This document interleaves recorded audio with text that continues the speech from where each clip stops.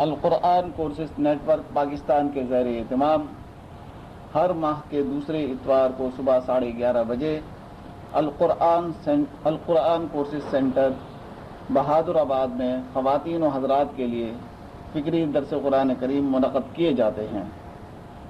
آج یعنی 11 مارچ کو ہمارے درس قرآن کریم کا موضوع اسلام کا نظام وراثت ہے اور اس کے مدرس ممتاز مفسر قرآن جناب مولانا محمد اسلم شیخ پوری مدد اللہ ہیں۔ اسلام کا نظام وراثت کیا ہے اس کو سمجھنے کے لیے اور اس کی ترغیب کے حوالے سے حضور صلی اللہ علیہ وسلم نے متعدد احادیث ارشاد فرمائی اور میں یہ بات عرض کرتا چلوں کہ شریعت کی اصطلاح میں علم میراث کو علم فرائض کہا جاتا ہے، اور اسی حوالے سے حضور صلی اللہ علیہ وسلم نے ارشاد فرمایا تم فرائض علم میراث سیکھو اور لوگوں کو سکھلاؤ، اس لیے کہ وہ نصف علم ہے اور بلا شک وہ بھلا دیا جائے گا اور میری امت سے یہی علم سب سے پہلے سلب کیا جائے گا۔ نبی کریم صلی اللہ علیہ وسلم نے فرمایا تم فرائض کو ایسے اہتمام سے سیکھو جیسے قرآن سیکھتے ہو۔ نبی کریم صلی اللہ علیہ وسلم نے ایک اور حدیث میں ارشاد فرمایا اے لوگو میں تم میں ہمیشہ نہیں رہوں گا، فرائض کو سیکھ لو اور لوگوں کو سکھلاؤ، وہ وقت قریب ہے کہ وحی کا دروازہ بند ہو جائے گا اور پھر علم کے معدوم ہونے کا وہ زمانہ بھی آئے گا کہ دو آدمی ایک ضروری مسئلے میں جھگڑتے ہوں گے لیکن کوئی شریعت کے مطابق فیصلہ کرنے والا نہ ملے گا۔ تو آئیں سرور کائنات صلی اللہ علیہ وسلم کے پاک فرمان کی تعمیل کریں اور نصف علم سیکھنے کی طرف پہلا قدم بڑھائیں۔ آئیں ہم سنیں مولانا کو کہ مولانا اس حوالے سے کیا ارشاد اللہ وحدہ والصلاة والسلام على من لا نبی بعدہ، اما بعد فاعوذ باللہ من الشیطان الرجیم، بسم اللہ الرحمن الرحیم۔ للرجال نصیب مما ترک الوالدان والاقربون وللنساء نصیب مما ترک الوالدان والاقربون مما قل منه او کثر نصیبا مفروضا، صدق اللہ العظیم۔ قابل احترام بزرگوں اور دوستوں، بہنوں اور بیٹیوں،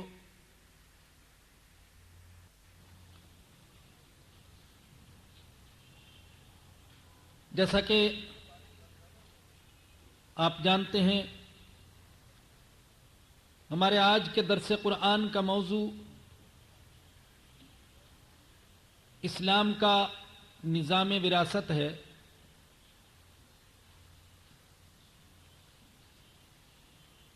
علم وراثت کو علم فرائض بھی کہا جاتا ہے۔ فرائض فریضہ کی جمع ہے۔ لغت میں فرض کے کئی معنی آتے ہیں۔ اس کا پہلا معنی ہے متعین کرنا، جیسا کہ اللہ پاک نے سورۃ البقرہ میں فرمایا وَإِن طَلَّقْتُمُوهُنَّ مِن قَبْلِ أَن تَمَسُّوهُنَّ وَقَدْ فَرَضْتُمْ لَهُنَّ فَرِيضَةً فَنِصْفُ مَا فَرَضْتُمْ، اگر تم رخصتی سے پہلے ہی خواتین کو طلاق دے دو اور تم نے ان کے لیے کوئی مہر مقرر کیا تھا تو جتنا مقرر کیا تھا اس کا نصف انہیں دے دو۔ یہاں فرض کا لفظ متعین کرنے کے معنی میں ہے۔ اس کا دوسرا معنی ہے بیان کرنا، جیسا کہ اللہ پاک نے سورۃ النساء میں فرمایا نصیبا مفروضا، ہر ایک کے حصے کو بیان کر دیا گیا، طے کر دیا گیا۔ فرض کا تیسرا معنی ہے واجب اور لازم ہونا،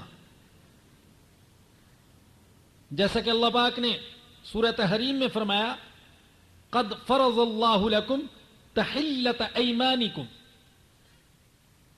اللہ نے تم پر لازم کر دیا اپنی قسموں کو توڑنا، کھولنا۔ فرض کا چوتھا معنی ہے اتارنا، جیسا کہ اللہ نے فرمایا ان الذی فرض علیک القرآن لرادک الی معاد، وہ اللہ جس نے آپ پر قرآن نازل کیا وہ آپ کو معاد کی طرف لوٹائے گا۔ یہ تو لغت میں فرض کا معنی ہے، اور اصطلاح میں علم فرائض ایسے علم کو کہا جاتا ہے جس میں شریعت کی روشنی میں مرنے والے کی میراث کو تقسیم کیا جاتا ہے۔ یہ تو میں نے علم فرائض کا لغوی اور اصطلاحی معنی بیان کیا۔ ویسے آج کی اس نشست میں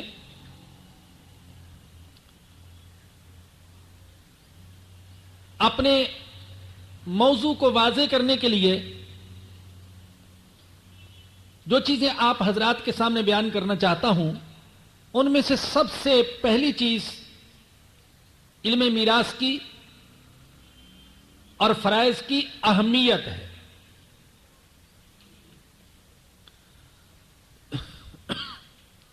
اس کی اہمیت جاننے کے لیے ہمیں قرآن کا مطالعہ کرنا ہوگا اور رسول اکرم صلی اللہ علیہ وسلم کی احادیث کا۔ جہاں تک قرآن کا تعلق ہے تو آپ سب سے زیادہ میراث کا جو بیان پائیں گے تو وہ سورہ نساء کے اندر۔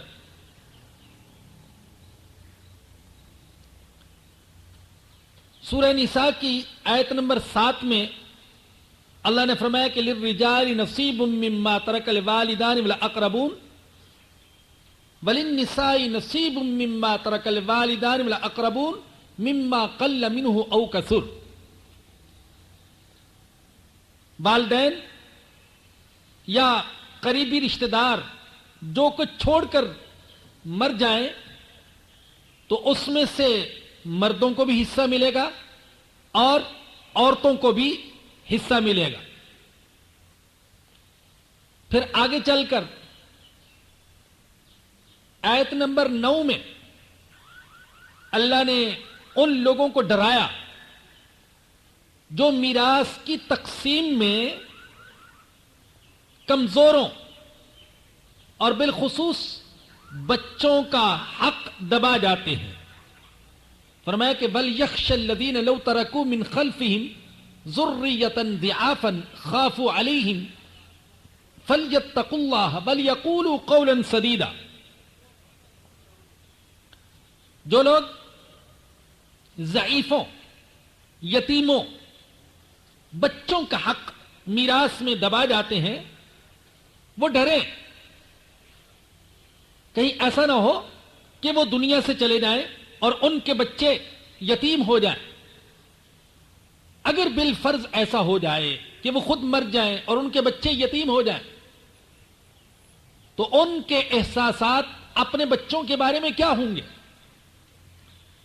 تو جو احساسات اور جذبات ان کے اپنے بچوں کے بارے میں ہیں وہی احساسات اور جذبات دوسرے کے بچوں کے بارے میں بھی ہونے چاہیے۔ انسان کچھ دیر کے لیے تصور کرے میں اپنے بچوں کو چھوڑ کر جا رہا ہوں اور بچے چھوٹے چھوٹے، ہزار وسوسے دل دماغ میں آئیں گے، ان کا کیا بنے گا؟ کہیں انہیں در در کی ٹھوکریں نہ کھانی پڑے، کہیں بڑوں کے دھکے نہ سہنے پڑے، اور کہیں ایک ایک لقمے کے لیے ان کو ترسنا نہ پڑے۔ کہیں یہ بے گھر نہ ہو جائے، بے مکان نہ ہو جائے، بے سہارا نہ ہو جائے۔ ہزار طریقے سے انسان سوچتا ہے اپنے بچوں کے بارے میں، تو اللہ فرماتے ہیں کہ جیسے تم اپنے بچوں کے بارے میں سوچتے ہو تو یوں ہی تمہیں دوسرے کے بچوں کے بارے میں بھی سوچنا چاہیے۔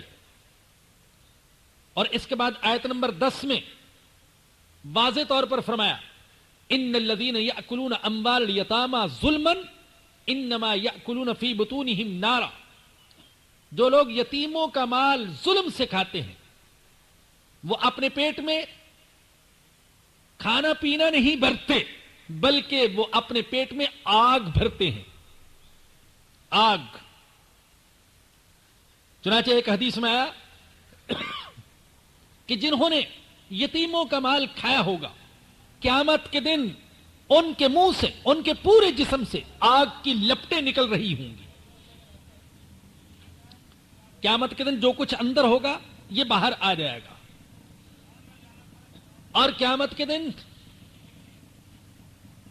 جو کچھ اس نے جمع کیا ہوگا وہ یا تو جنت کے پھلوں اور پھولوں کی شکل اختیار کر لے گا، اور یا پھر جہنم کے انگاروں اور جہنم کے اژدہوں اور جہنم کی زنجیروں کی شکل اختیار کر لے گا۔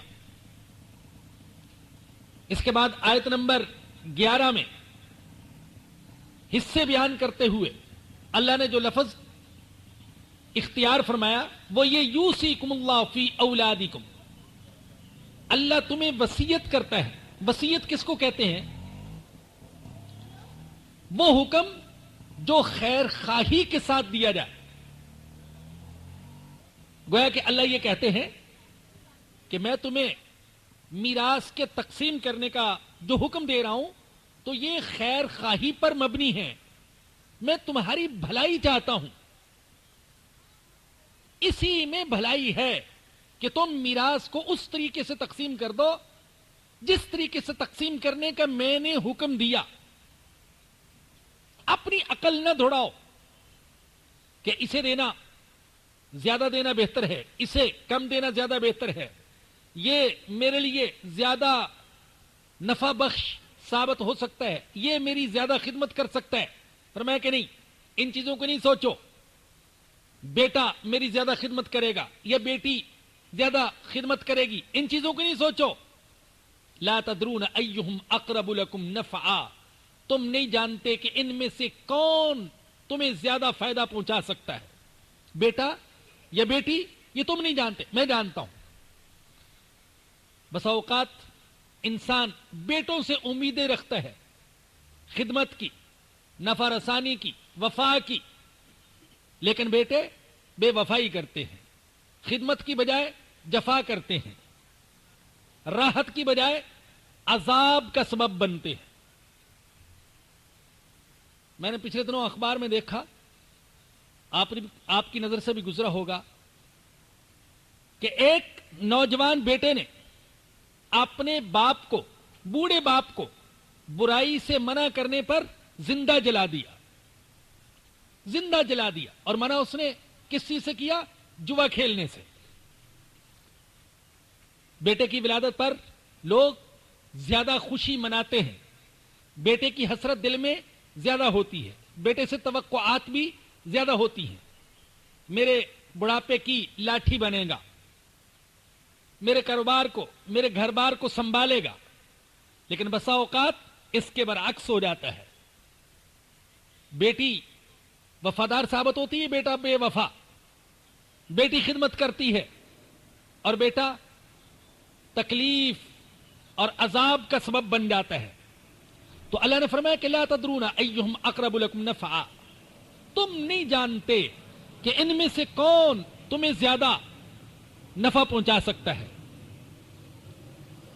تو جب ہم میراث کی اہمیت کی بات کریں گے اور قرآن کریم کا مطالعہ کریں گے تو یہ آیات ہمارے سامنے آئیں گی۔ اور یہاں یہ نقطہ بھی ملحوظ رکھیں کہ اللہ نے اپنی کتاب مقدس میں نماز جیسی اہم ترین عبادت کا ذکر کیا تو اجمالی طور پر، تفصیل کے ساتھ نہیں۔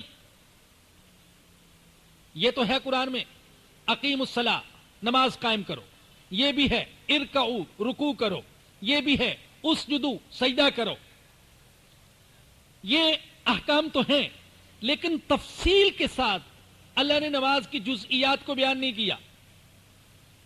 آپ روزے کو دیکھ لیں، روزے کے احکام اللہ پاک نے اجمالی طور پر تو بیان کیے، شہر رمضان اور یا ایھا الذین آمنوا کتب علیکم الصیام کما کتب علی الذین من قبلکم لعلکم تتقون یکلوا واشربوا حتی یتبین لکم الخیط الابیض من الخیط الاسود من الفجر، یہ اجمالی طور پر تو احکام بیان کیے، لیکن تفصیل کے ساتھ روزے کے احکام اللہ نے بیان نہیں کیے۔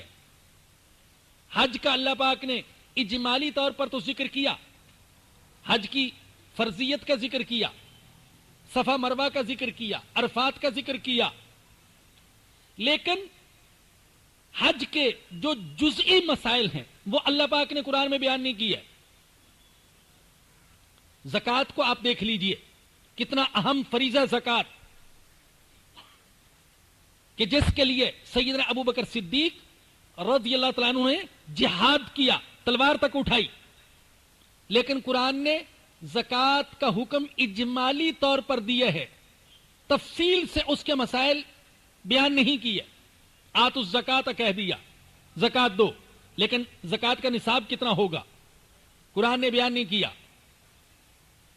اس کے جزئی مسائل کیا ہیں قرآن نے بیان نہیں کیے۔ لیکن جب میراث کا اللہ پاک نے حکم دیا تو میراث کے جزئی احکام بھی اللہ پاک نے خود بیان فرمائے۔ اسی طریقے سے علم میراث کی اہمیت جاننے کے لیے ہمیں حدیث کا مطالعہ کرنا ہوگا۔ جب ہم حدیث کی طرف رجوع کرتے ہیں تو ہمیں دارقطنی میں حضرت عبداللہ بن مسعود رضی اللہ عنہ کی یہ روایت ملتی ہے کہ رسول اللہ صلی اللہ علیہ وسلم نے فرمایا، تعلموا القرآن وعلموہ الناس وتعلموا الفرائض وعلموہ الناس، فرمایا قرآن سیکھو اور لوگوں کو سکھاؤ، اور فرائض کا علم، میراث کا علم سیکھو اور لوگوں کو سکھاؤ۔ اول تو آپ یہی بات دیکھیے کہ آپ علم فرائض کو ذکر فرما رہے علم قرآن کے ساتھ، پہلے حکم دیا قرآن کے سیکھنے اور سکھانے کا، اور پھر حکم دیا فرائض کے سیکھنے اور سکھانے کا، اور فرمایا کہ دیکھو میں تو ان قریب اٹھا لیا جاؤں گا، میں تو انتقال کر جاؤں گا، اور فرمایا کہ علم بھی اٹھ جائے گا اور فتنے ظاہر ہوں گے، یہاں تک کہ ایسا ہوگا کہ میراث کے بارے میں، فرائض کے بارے میں دو آدمیوں کا اختلاف ہوگا، لیکن فیصلہ کرنے والا کوئی نہیں ملے گا۔ اسی طریقے سے ایک اور حدیث حضرت ابو ہریرہ رضی اللہ عنہ سے، اس میں رسول اکرم صلی اللہ علیہ وسلم نے فرمایا، تعلموا الفرائض وعلموہ الناس، فرائض سیکھو اور لوگوں کو سکھاؤ، فإنہ نصف العلم، اس لیے کہ یہ نصف علم ہے، آدھا علم ہے علم فرائض۔ آدھا علم اس کو اللہ کے نبی نے کیوں قرار دیا؟ علماء کہتے ہیں انسان کی زندگی کے دو حصے ہیں، ایک دنیا کی زندگی اور ایک مرنے کے بعد کی زندگی۔ بقیہ جتنے مسائل ہیں، طہارت کے مسائل، نماز کے مسائل، روزہ حج کے مسائل، ان کا تعلق دنیا کی زندگی کے ساتھ ہے، اور میراث کا تعلق مرنے کے بعد کی زندگی کے ساتھ ہے۔ تو اللہ کے نبی نے اسے نصف علم، آدھا علم قرار دیا، اور فرمایا کہ وَهُوَ أَوَّلُ شَيْءٍ يُنْسَى وَهُوَ أَوَّلُ شَيْءٍ يُنْتَزَعُ مِنْ أُمَّتِي، یہ پہلی چیز ہے جس کو بھلا دیا جائے گا، اور یہ پہلی چیز ہے جسے میری امت سے لے لیا جائے گا، سلب کر لیا جائے گا۔ یہ پہلی چیز تھی جو میں آپ کے سامنے بیان کرنا چاہتا تھا، یعنی میراث اور فرائض کی اہمیت۔ دوسری چیز دیکھیے، دنیا کے جتنے بھی مذاہب ہیں ظاہر ہے کہ ہر مذہب میں مرنے والے کی میراث تقسیم کرنے یا ٹھکانے لگانے کا کوئی نہ کوئی طریقہ ہے، لیکن جب ہم دوسرے مذاہب کا میراث کے بارے میں مطالعہ کرتے ہیں اور پھر اسلامی تعلیمات کو دیکھتے ہیں تو الحمدللہ ہمارا دل اللہ کے شکر سے بھر جاتا ہے کہ جیسے دوسری عبادات اور دوسرے شعبوں میں اسلام ہمیں تمام مذاہب سے ممتاز دکھائی دیتا ہے، اسی طریقے سے میراث کی تقسیم کے بارے میں بھی اسلام نے جو تعلیمات دی ہیں وہ امتیازی حیثیت رکھتی ہیں۔ سب سے پہلی چیز جو اسلام کے نظام میراث کو دوسرے تمام مذاہب سے ممتاز کرتی ہے وہ یہ کہ اسلام کہتا ہے کہ مرنے والے نے جو کچھ چھوڑا ہو اسے ورثہ میں تقسیم کرو۔ اللہ نے الفاظ استعمال کیے مما قل منہ او کثر، تھوڑا ہو یا زیادہ، جو چیز بھی مرنے والے نے چھوڑی ہے اسے وارثوں کے درمیان تقسیم کر دو۔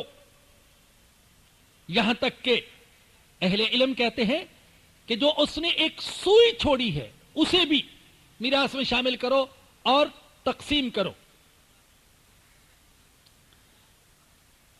جب ہم دوسرے مذاہب کو دیکھتے ہیں تو بعض قوموں کے اندر تو یہ تھا کہ وہ صرف جامد اور نفع دینے والی چیزیں، پیداواری چیزیں، ان کو تو تقسیم کرتے تھے، لیکن جو مرنے والے کی استعمال کی چیزیں ہوتی تھیں ان کو تقسیم نہیں کیا جاتا تھا۔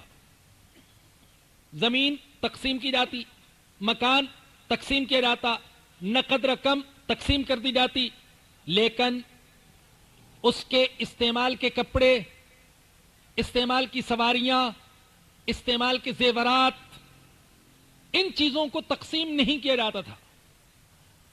بعض قومیں تو یہ کرتی کہ وہ ان چیزوں کو مرنے والے کے ساتھ ہی قبر میں دفن کر دیتی تھی۔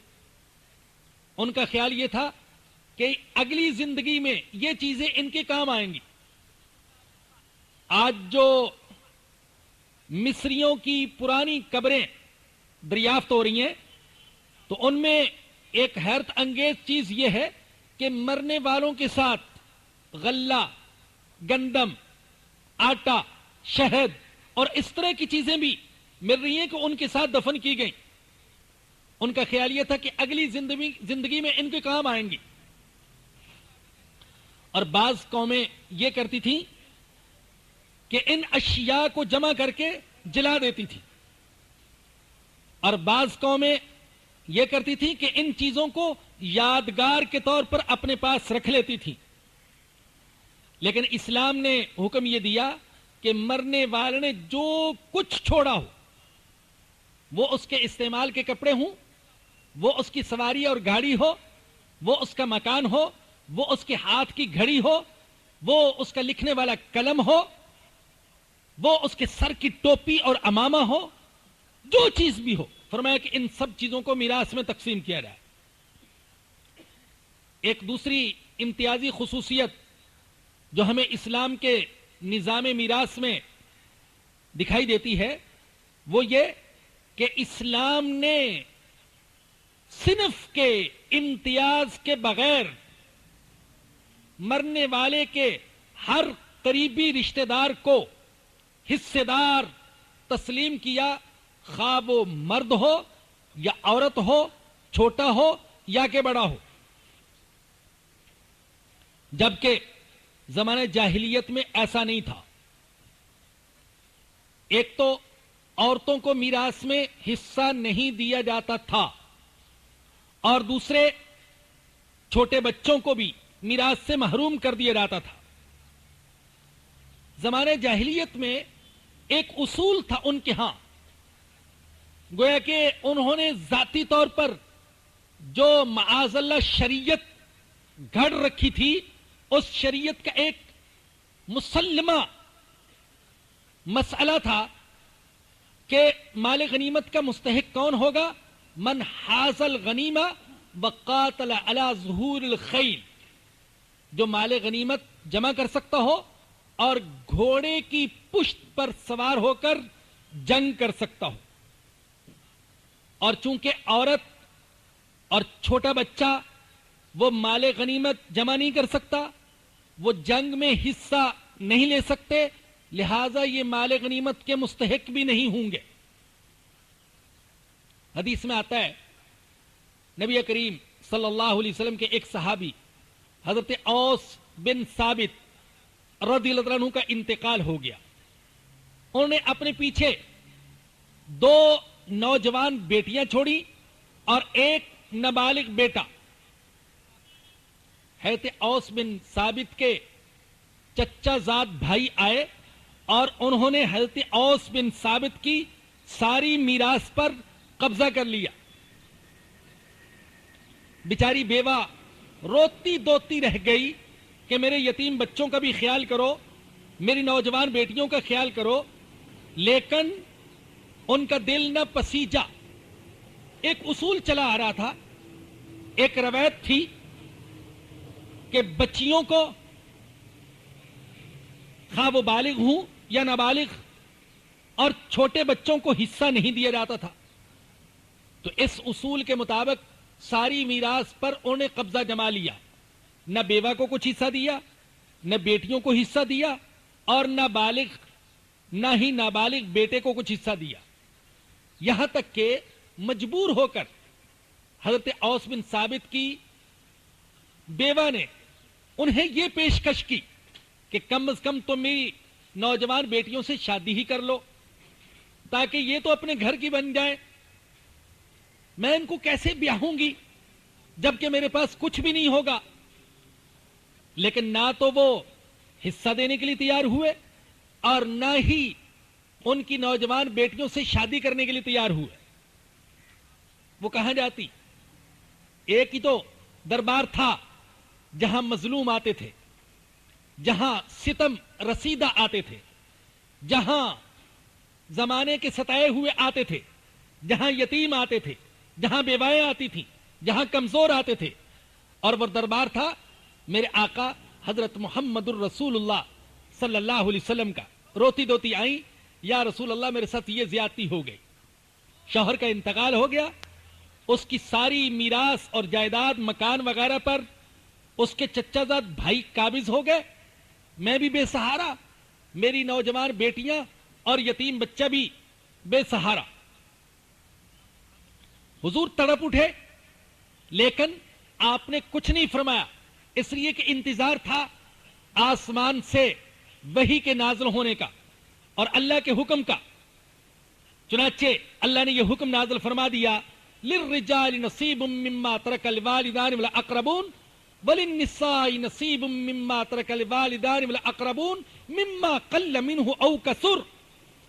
مردوں کے لیے بھی حصہ اور عورتوں کو بھی حصہ، جو کچھ ان کے قریبی رشتہ دار چھوڑ کر مر جائیں تو اس میں مردوں کا بھی حصہ اور عورتوں کا بھی حصہ.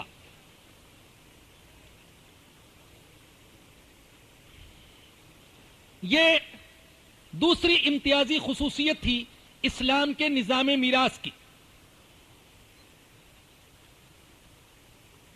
اسلام کے نظام میراث کی تیسری امتیازی خصوصیت جو تھی وہ یہ کہ اسلام نے یہ بتایا کہ میراث میں قریبی رشتہ داروں کا حق ہوگا، اجنبیوں کا حق نہیں ہوگا. جبکہ اسلام سے قبل مرنے والے کی میراث میں سے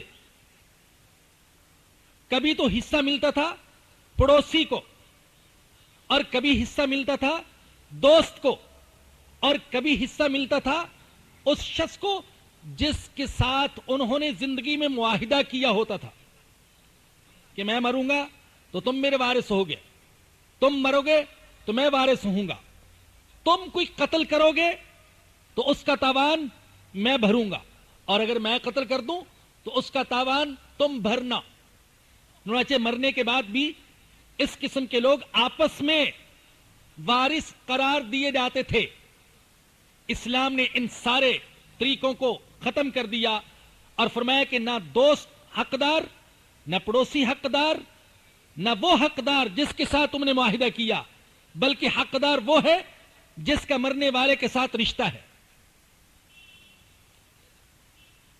آج کے درس میں میں تیسری بات جو بیان کرنا چاہتا ہوں وہ عورت کا حق ہے.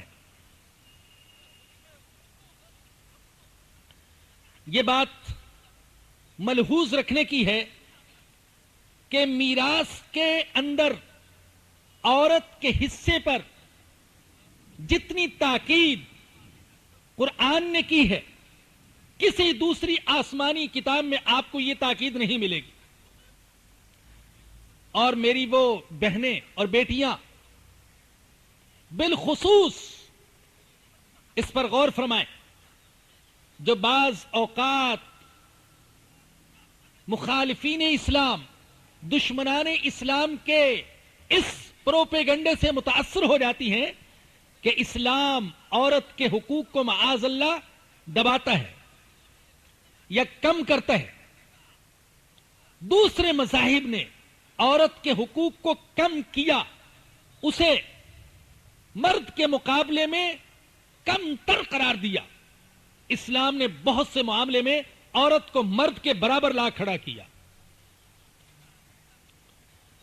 جب میراث کے مسائل کا وقت آیا تو اس موقع پر بھی اسلام نے، قرآن نے عورت کے حقوق ادا کرنے پر اور عورت کا حصہ ادا کرنے پر مرد کے مقابلے میں زیادہ تاکید فرمائی ہے. آپ دیکھیے، ایک تو آیت ابھی آپ سن چکے، سورہ نساء کی آیت نمبر 7، جس میں اللہ نے مردوں کا بھی ذکر کیا اور ساتھ عورتوں کا بھی. وَلِلنِّسَاءِ نَصِيبٌ مِّمَّا تَرَكَ الْوَالِدَانِ وَالْأَقْرَبُونَ مِّمَّا قَلَّ مِنْهُ أَوْ كَثُرَ. اللہ یوں بھی کہہ سکتے تھے کہ مرنے والے کی میراث میں رشتہ داروں کا حصہ ہوگا، مطلقاً یوں کہہ دیتے، لیکن اللہ نے مردوں کا الگ ذکر کیا اور عورتوں کا الگ ذکر کیا تاکہ کہیں ایسا نہ ہو کہ ظلم کرنے والے مرد پرانی روایات کو سامنے رکھتے ہوئے عورت کے حصے کو دبا جائے.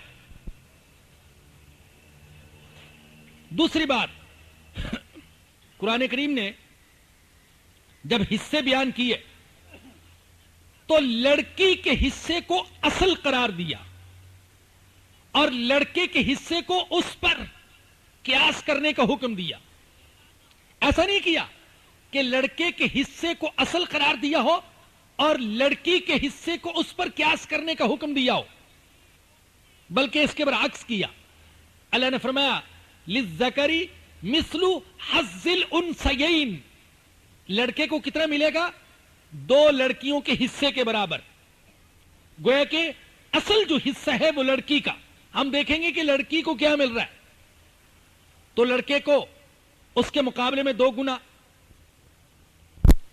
اب یہ جو اللہ فرما رہے لڑکی کا حصہ، اس کے ساتھ بیٹی کا بھی حصہ بیان کیا، بیوی کا بھی حصہ بیان کیا اور ماں کا بھی حصہ بیان کیا. اور جان لیجئے، جو لوگ مرنے والوں کی بیویوں کو، ان کی بیٹیوں کو، یا جو بھائی اپنی بہنوں کو میراث سے محروم رکھتے ہیں وہ سخت گنہگار ہیں. حیرت کی بات ہے کہ یہ ظلم زمانہ جاہلیت کے مشرک کرتے تھے اور آج کا مسلمان یہی ظلم کر رہا ہے.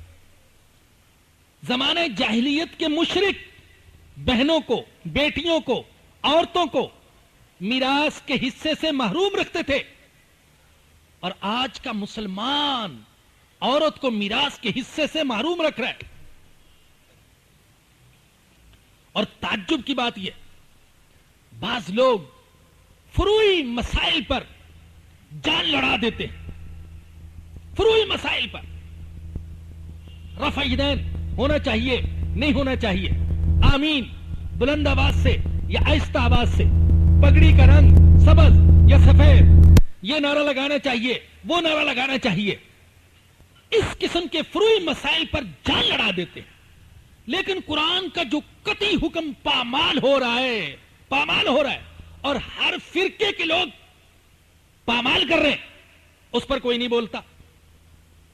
ہر فرقے کے لوگ، میں نام نہیں لیتا ہوں، لیکن حقیقت میں دیکھ رہا ہوں کہ اس میں گویا کہ ظلم پر سارے فرقے متفق ہو گئے، ظلم پر سب متفق۔ جو اپنے آپ کو موحد کہتے ہیں وہ بھی وہی کچھ کر رہا ہے جو بدعتی کر رہا ہے، جبکہ یہ سخت ترین ظلم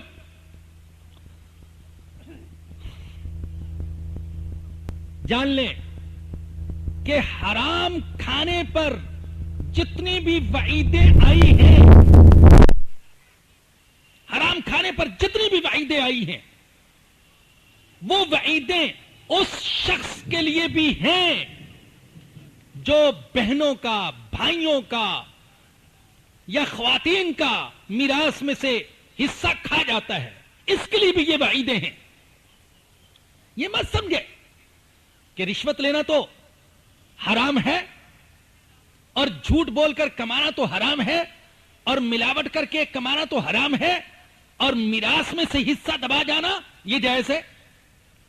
غلط، یہ غلط سوچ ہے۔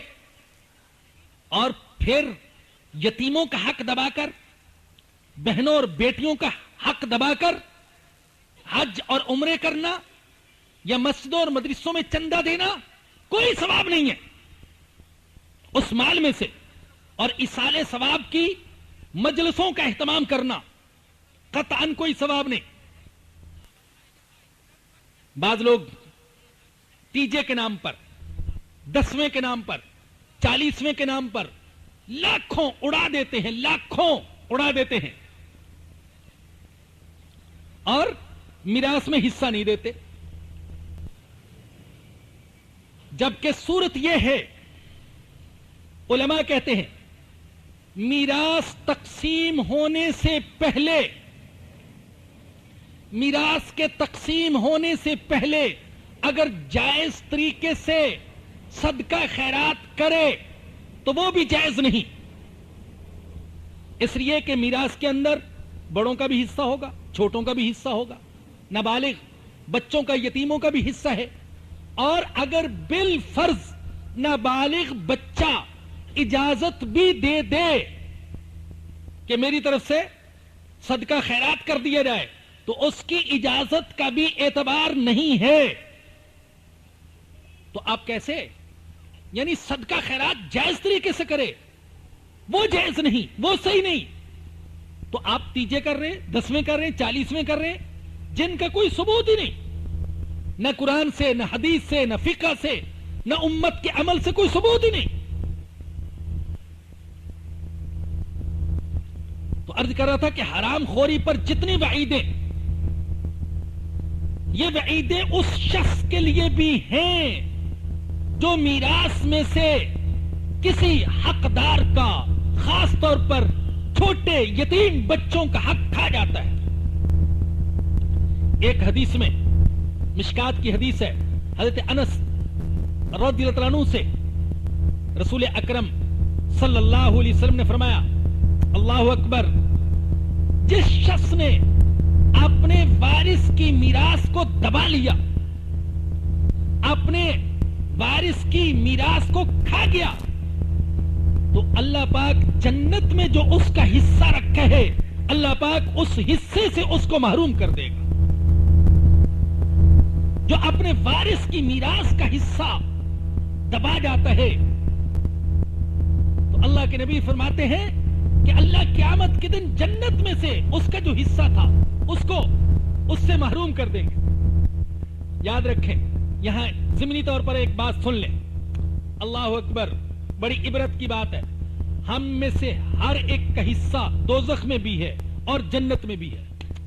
اللہ اکبر، ہر ایک کی جگہ دوزخ میں بھی ہے اور جنت میں بھی ہے۔ لیکن کوئی تو ایسا ہوگا کہ ایسی زندگی گزارے گا کہ اس پر جنت کو حرام کر دیا جائے گا. جنت میں جو اس کا حصہ تھا وہ کسی, جہنم میں جو حصہ تھا وہ کسی اور کو دے دیا جائے گا. دوزخ کو اس پر حرام کر دیا جائے گا اور اسے جنت کا حقدار بنا دیا جائے گا. اور کوئی ایسا ہوگا کہ جنت کو اس پر حرام کر دیا جائے گا اور دوزخ پر اس کو لازم کر دیا جائے گا. اور حدیث میں آتا ہے اور قرآن سے بھی ثابت کہ قیامت کے دن اللہ پاک دوزخی کو اس کی حسرت, اس کے غم میں اضافہ کرنے کے لیے دکھائیں گے جنت اور کہیں گے دیکھ جنت میں میں نے تیرے لیے یہ جگہ رکھی تھی, میں نے جنت میں تیرے لیے یہ جگہ رکھی تھی, لیکن تو اپنے آپ کو اس جگہ کا حقدار ثابت نہ کر سکا, تو آج دوزخ تیری جگہ ہے. اور اللہ پاک جنتی کی خوشی میں اضافہ کرنے کے لیے اسے دوزخ والی جگہ بتائیں گے, یہ دوزخ میں تمہاری جگہ تھی لیکن تم نے اپنے ایمان اور عمل سے اپنے آپ کو اس سے بچا لیا اور اپنے آپ کو جنت کا حقدار بنا لیا.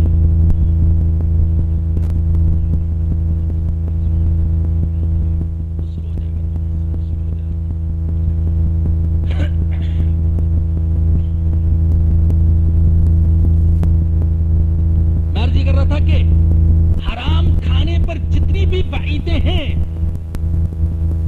تو ان وعیدوں کا یہ شخص بھی مستحق ہوگا جس نے وارث کا حق دبایا. ایک وعید سناتا ہوں, وعیدیں تو بے شمار.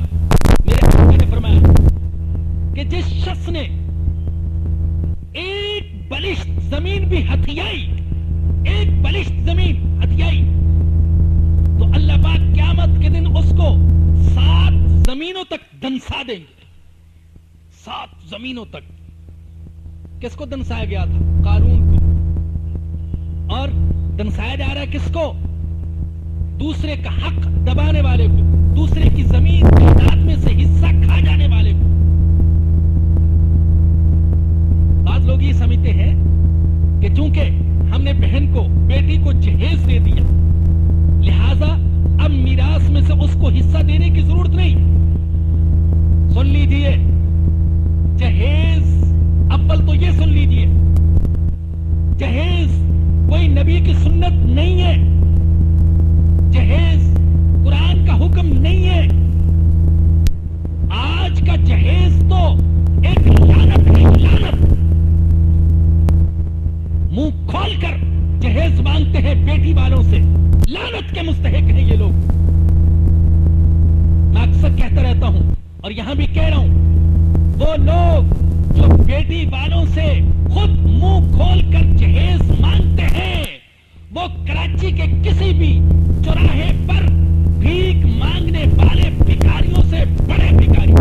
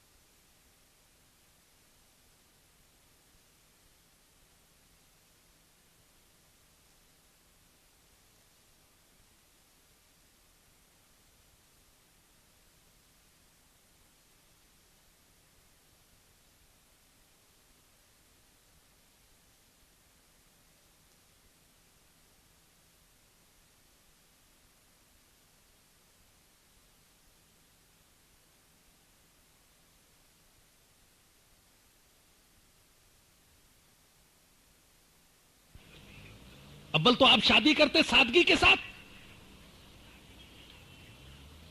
آپ نے کیوں نمود و نمائش کے ساتھ کی؟ کیوں اتنا خرچہ کیا؟ اور کر لیا تو ٹھیک ہے، بیٹی ہے اس کو آپ نے دیا، اب میراث میں بھی اس کا حصہ دیجئے.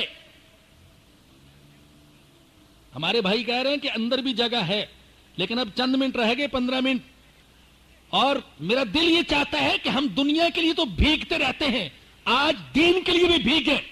تیار ہے نا بھائی؟ انشاءاللہ. ہاں،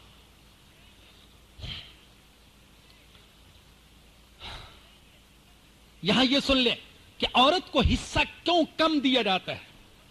ایک یہ بھی سوال کیا جاتا ہے، عورت کا حصہ کم کیوں ہے؟ ایک مسلمان ہونے کی حیثیت سے تو اتنا ہی جواب کافی ہے، میرے اللہ نے حصہ کم مقرر کیا، بس. یاد رکھیں، ہمیں حکمتوں میں جانے کی ضرورت نہیں، ہمیں معیشت دانوں سے پوچھنے کی ضرورت نہیں کہ کس کا حصہ زیادہ ہونا چاہیے تھا اور کس کا حصہ کم. بس میرے اللہ نے حصہ کم مقرر کیا تو یہ کم ہی حصہ ہے. اور یہاں آپ یہ تو سن چکے کہ زمانے جاہلیت میں عورت کو تو مطلقاً محروم رکھا جاتا تھا، بلکہ حد یہ کہ عورت کو میراث میں مال کی طرح تقسیم کیا جاتا تھا. اور بعض اوقات ایسا کہ سوتیلا بیٹا میراث میں ماں کا حقدار بنتا تھا. اللہ اکبر. ماں حصے میں ملتی تھی کس کو؟ سوتیلے بیٹے کو. آپ تفسیر کی کتابیں اٹھا کر دیکھیے. یہ اسلام تھا جس نے عورت کو حق دیا، عورت کو حصہ دیا. اب اسلام نے معاشی ذمہ داری یہ عورت پر نہیں ڈالی، یہ مرد پر ڈالی ہے. لہذا اگر اسے کم حصہ ملے تو یہ اس کے ساتھ زیادتی نہیں. اور شادی شدہ عورت کو ایک طرف تو میکے میں اپنے باپ کے ترکہ میں سے حصہ ملتا ہے، اور دوسری طرف سسرال میں شوہر کی میراث میں سے حصہ ملتا ہے.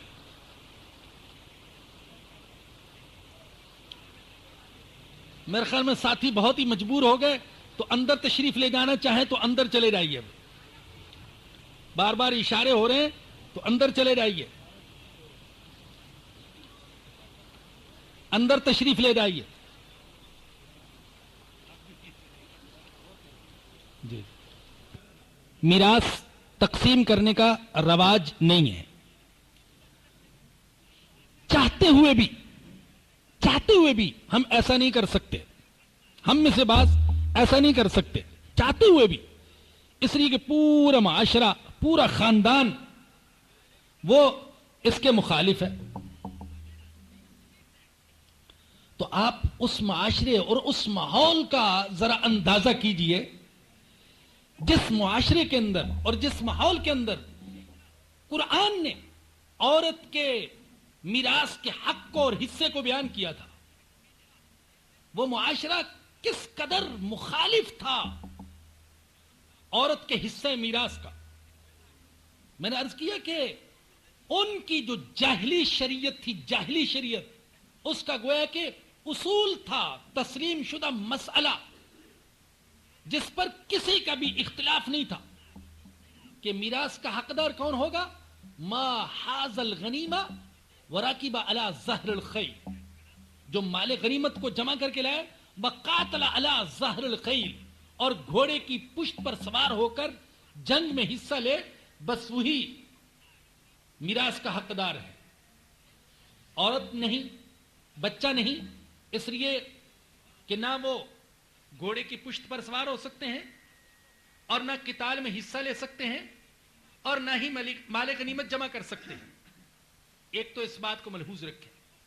دوسری بات جو ملحوظ رکھیں وہ یہ کہ اسلام نے معاشی کفالت کی ذمہ داری مرد پر رکھی ہے، عورت پر نہیں. آج قدم قدم پر اس اصول کو ملحوظ نہ رکھنے کی وجہ سے ہمیں اشکالات پیش آتے ہیں.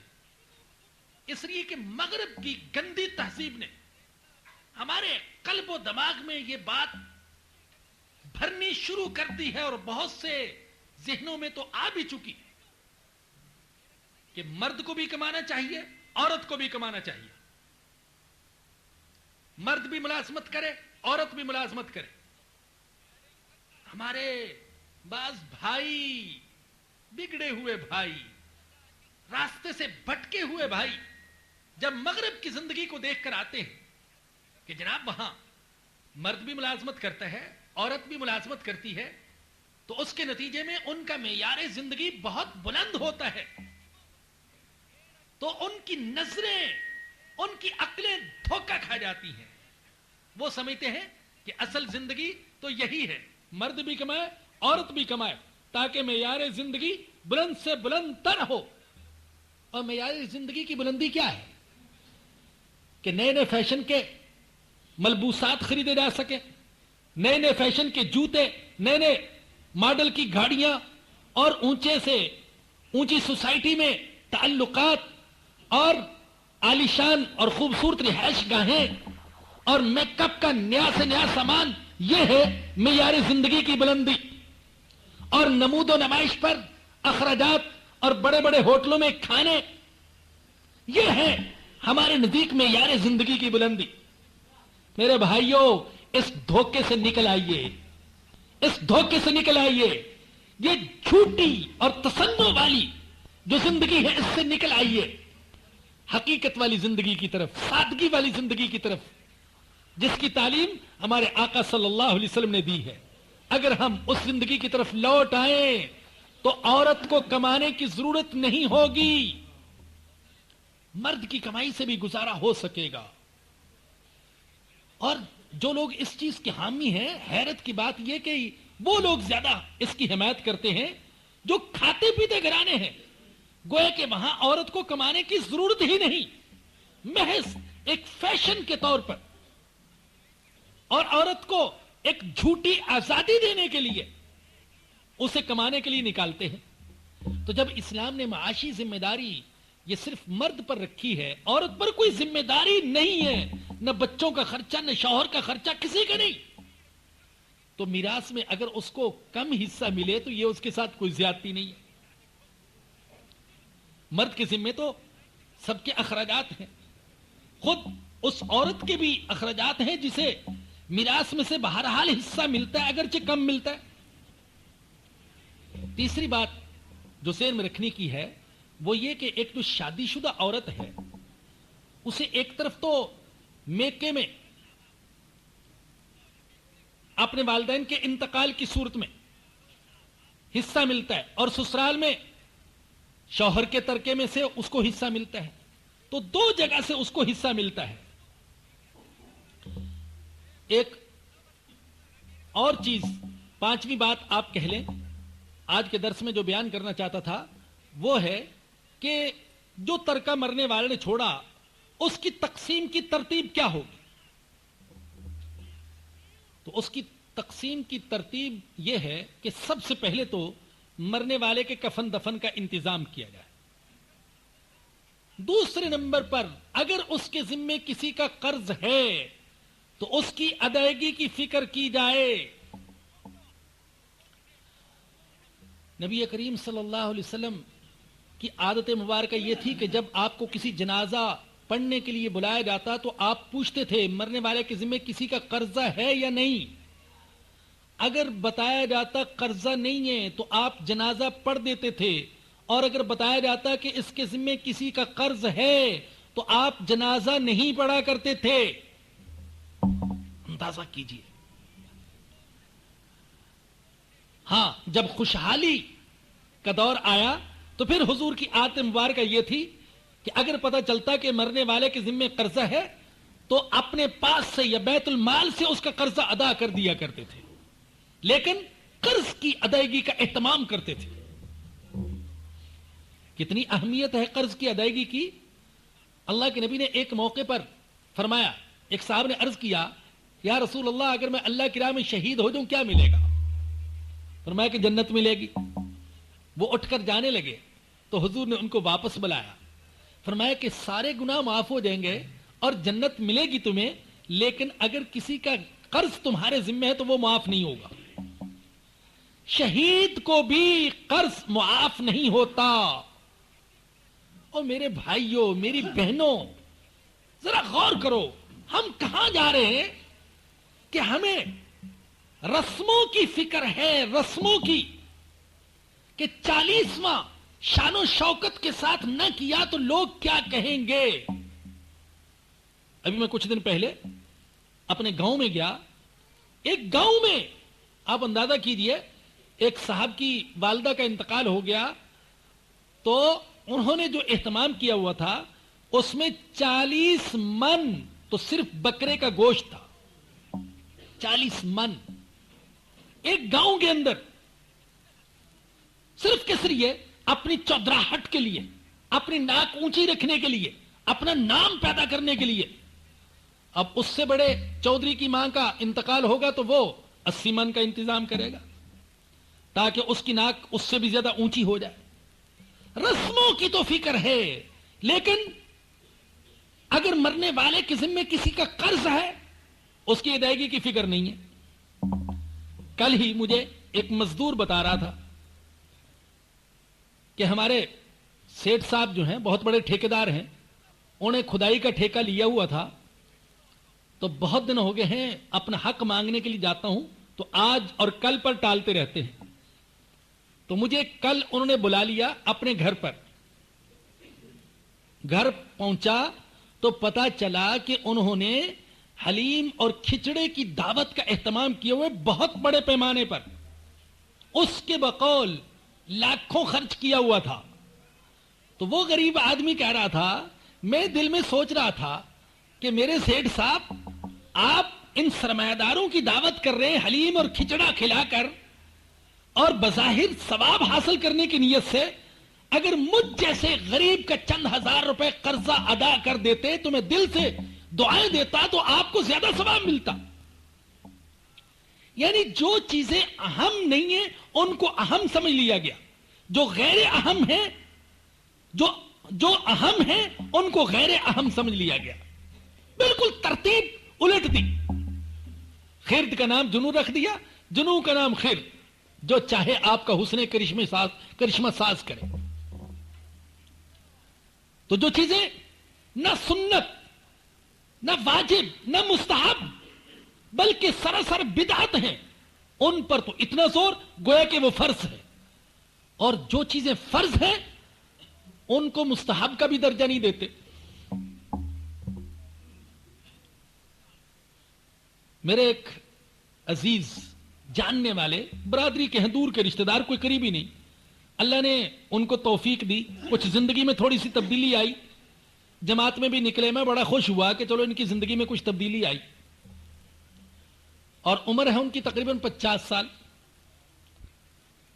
اچھے خاصے کھاتے پیتے آدمی ہیں. اب زندگی میں تبدیلی آئی تو جا کر کیا کیا، انہوں نے اپنے بچوں کا، چھوٹے بچوں کا عقیقہ کیا بڑے دھوم دھام سے.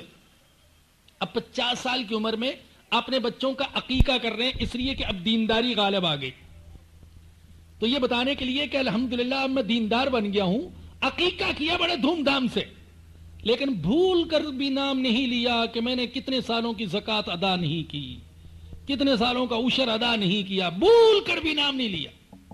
اب عقیقہ کیا ہے؟ کیا فرض ہے، واجب ہے، سنت مؤکدہ ہے، کیا چیز ہے؟ ایک نفلی صدقہ ہے، اللہ کا شکر ادا کرنے کے لیے طاقت ہو تو ادا کر لو، کر دو عقیقہ، نہیں تو کوئی ضروری نہیں ہے. تو میں یہ عرض کر رہا تھا کہ بالکل ہمارے ترتیب بدل گئی، غیر اہم چیزوں کو اہم اور اہم چیزوں کو غیر اہم بنا لیا گیا. تو مرنے والے کا دوسرا جو ہے، دوسری ترتیب جو ہوگی وہ اس کے ذمہ اگر قرضہ ہے تو وہ ادا کیا جائے. اور تیسری چیز، اچھا قرض کے ذمہ میں یہ بھی سمجھ لیں کہ اگر مرنے والے نے اپنی بیوی کا مہر ادا نہیں کیا تھا تو اس کا بھی ادا کرنا ضروری ہے، وہ بھی قرض میں شامل ہے. بہت سے لوگ شادی بیاہ کے موقع پر بے دھڑک لاکھوں روپے مہر لکھوا دیتے ہیں، لیکن ادائیگی کی کوئی فکر نہیں، بلکہ ایسی عورت کو بد تہذیب لالچی خود غرض سمجھا جاتا ہے جو اپنے مہر کا مطالبہ کرے. ارے اللہ کے بندے یہ اس کا حق ہے. اور کہتے کیا ہے؟ ہمیں معاف کر دیا. میں کہتا ہوں واہ بھائی واہ، مرد ہونے کا مزہ آ گیا. اس دیواجی زندگی کی ابتدا کر رہا ہے عورت سے معاف کروا کر. میں غریب ہوں، فقیر ہوں، کنگلا، مجھے معاف کر دے. اگر معاف نہ کرے تو ماتھے پر بل پڑ جاتے ہیں. اگر وہ اپنے حق کا مطالبہ کر لے تو بھائی اتنا مہر آپ مقرر کریں جتنا مہر ادا کر سکتے ہیں. اس سے زائد مہر آپ متعین ہی نہ کریں. تیسری چیز ترتیب کے اعتبار سے آئے گی وہ وصیت. مرنے والے نے اگر وصیت کی ہے کہ میرا مال کسی مدرسہ میں، کسی مسجد میں، کسی شفا خانے میں دیا جائے تو اس وصیت کو بھی ملحوظ رکھنا ضروری ہے. لیکن وصیت نافذ ہوگی 1/3 حد تک. اور عجیب بات بتاؤں کہ اللہ پاک نے قرآن کریم میں وصیت کا بھی ذکر کیا اور قرضے کا بھی ذکر کیا، لیکن وصیت کا ذکر پہلے کیا، قرضے کا ذکر بعد میں کیا. حالانکہ زیادہ اہم تو قرضہ ہے، اس لیے کہ پہلے تو قرضہ ادا کر دیا جائے گا. اگر کچھ نہ بچے تو وصیت پر عمل نہیں کیا جائے گا. علماء کہتے ہیں کیوں وصیت کو پہلے کیوں ذکر کیا، قرض کو بعد میں کیوں؟ اس لیے کہ قرض کا مطالبہ کرنے والے تو بہت ہوں گے، وصیت کا مطالبہ کرنے والا کوئی نہیں ہوگا. قرض والے تو خود آ جائیں گے مانگنے کے لیے میرا حق ادا کرو، لیکن وصیت اس نے کی بھی مسجد کو دے دینا، مدرسے کو دے دینا. ظاہر ہے کہ وہاں سے تو کوئی مانگنے والا نہیں آئے گا. تو اللہ پاک نے خود وصیت پر زیادہ زور دیا اور اسے قرضے سے بھی پہلے ذکر کیا. من بعد وصیت یوصی بہا او دین، پہلے وصیت کو ذکر کیا، اس کے بعد قرضے کو ذکر کیا.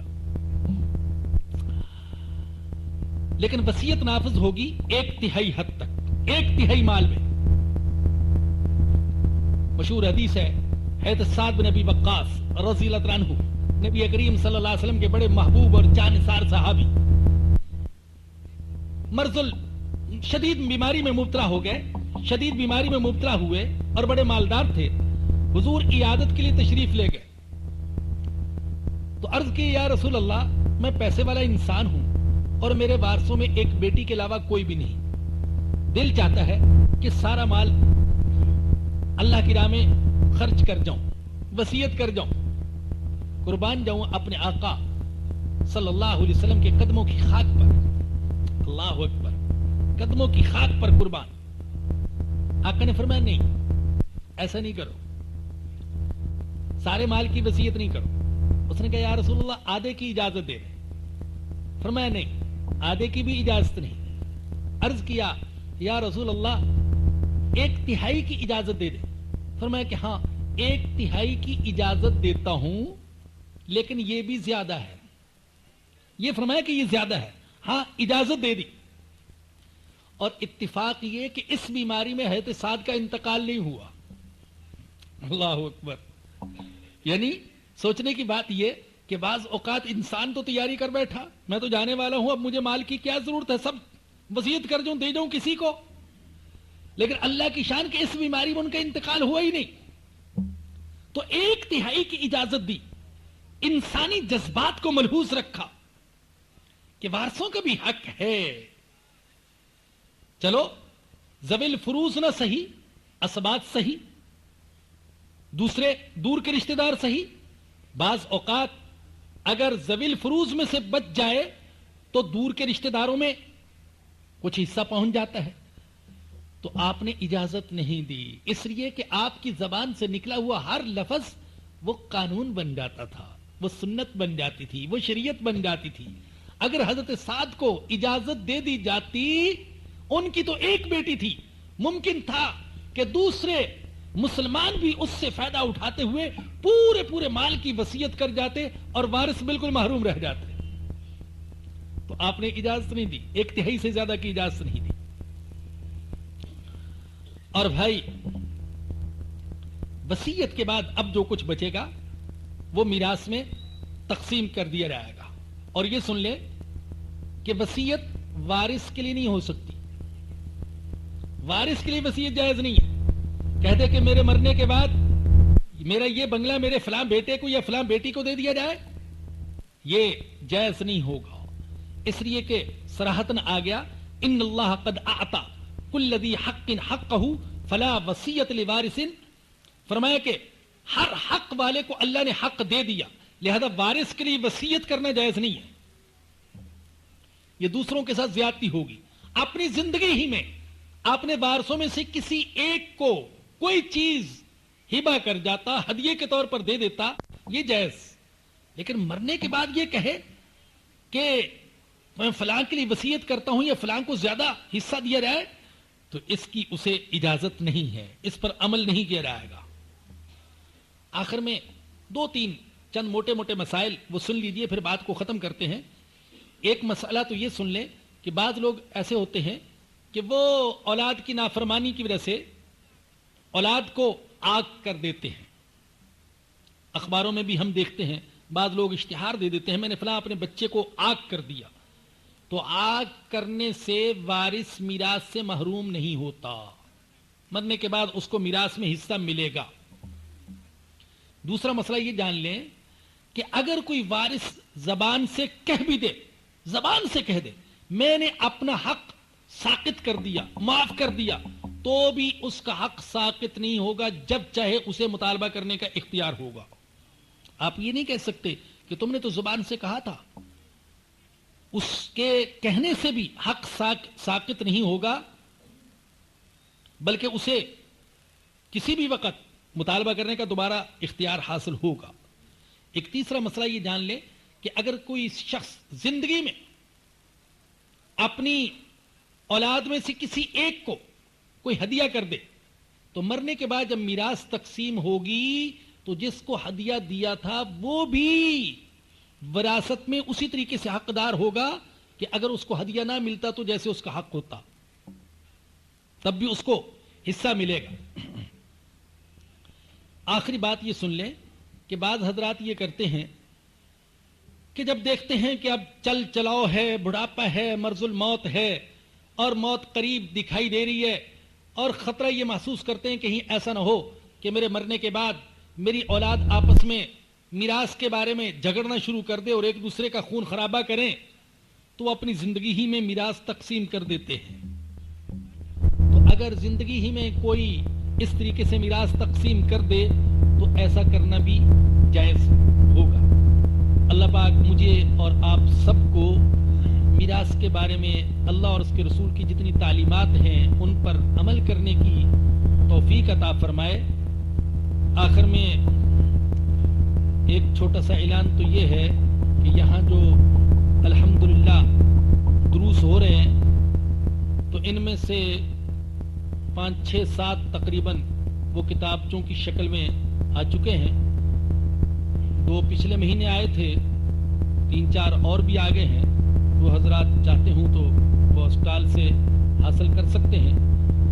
اگلا درس جو انشاءاللہ العزیز ہمارا اپریل میں ہوگا وہ 12 مارچ کو ہوگا. جی 8 اپریل کو ہوگا, اور اس کا موضوع ہوگا سرور کائنات صلی اللہ علیہ وسلم بحیثیت مبلغ اعظم.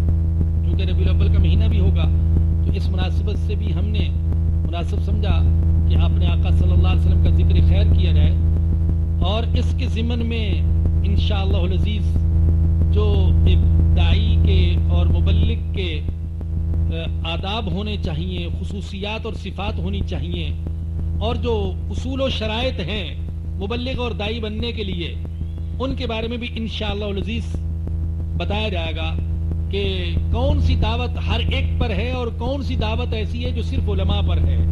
تو اس حوالے سے بھی انشاءاللہ العزیز بات ہوگی. تو آپ حضرات خود بھی تشریف لائیں, دوسروں کو بھی شرکت کی دعوت دیں. ایک اور اعلان یہ ہے کہ کل بروز پیر 12 مارچ سے یہاں القرآن کورسز سینٹر میں خواتین و طالبات کے لیے 1 سال ترجمہ و تفسیر قرآن کلاسز کا آغاز کیا جا رہا ہے.